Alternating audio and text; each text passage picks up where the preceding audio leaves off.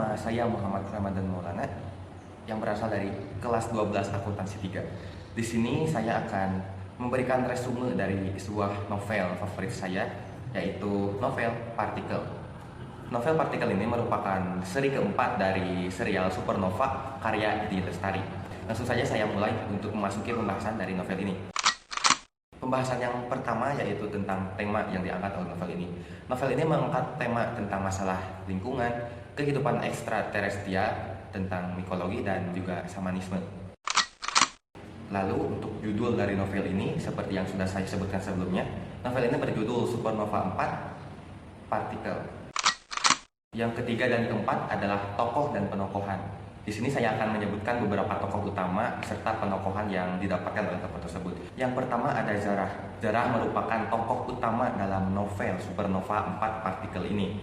Penokohan yang diberikan oleh penulis kepada Zarah yaitu sebagai sosok yang keras kepala, selalu ingin melakukan sesuatu sesuai dengan keinginannya sendiri. Yang kedua ada Firas. Firas merupakan ayah dari tokoh utama dalam novel Partikel ini, yaitu Zarah. Sikap atau penokohan dari sosok Firas ini tidak jauh berbeda dari anaknya sendiri, yaitu Zarah. Yang terakhir ada Simon Hardiman. Simon Hardiman merupakan seseorang yang berasal dari Indonesia, namun memutuskan untuk tinggal di London. Simon Hardiman merupakan sosok penting di balik penelitian juga berbagai kegiatan yang dilakukan oleh Firas, yaitu ayah dari Zarah.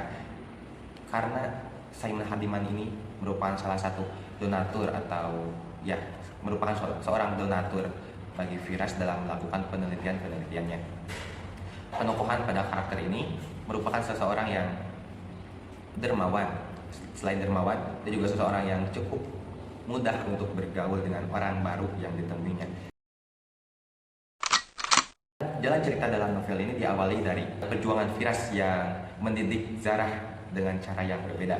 Salah satu ilmu yang cukup sering diajarkan oleh Firas kepada Zarah adalah ilmu tentang mikologi atau ilmu yang meneliti tentang seluk-beluk dari jamur.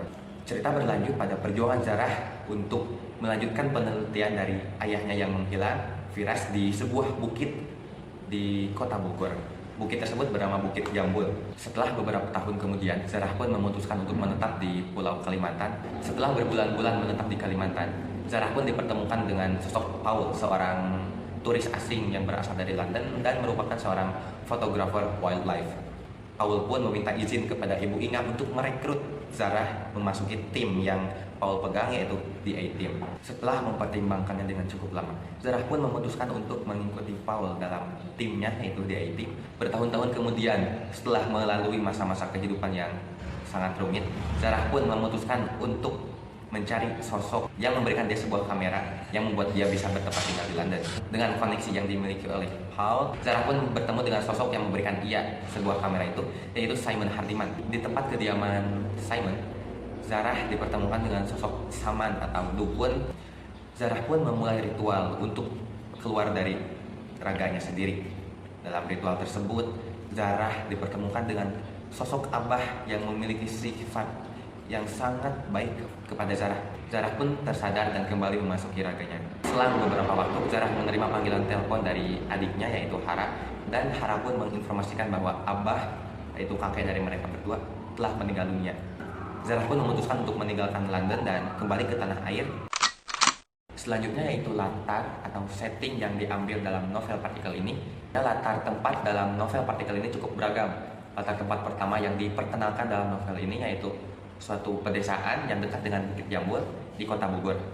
Kemudian menceritakan tentang kehidupan Zarah yang berjuang di sebuah pulau Kalimantan. Yang terakhir menceritakan kehidupan Zarah di sebuah kota, yaitu London. Yang terakhir adalah sudut pandang atau point of view. Sudut pandang yang diambil oleh novel ini merupakan sudut pandang orang pertama. Sudut pandang orang pertama biasanya menggunakan kata ganti aku, saya.